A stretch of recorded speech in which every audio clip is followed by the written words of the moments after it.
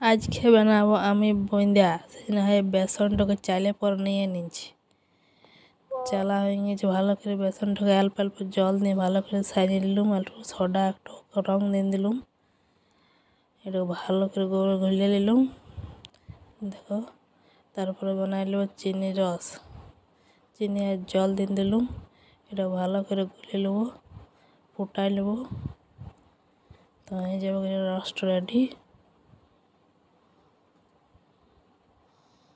এধারে বোঁদা ছাইকে বসে কড়াইয়ে তেল দিয়ে দিলাম, একটা দুটা দিয়ে দেখলাম বোঁদা তো হয়েছে দেখছি। বোঁদা আমি দিতে লাগালাম, আর উঠায় উঠায় এধারে দিতে লাগালাম চিনি গুঁড়া জলে। এধারে উঠায় উঠায় দিচ্ছি, সব বোঁদা আমার হয়ে গেল। দেখো কত সুন্দর হইলো বোঁদা গুলা।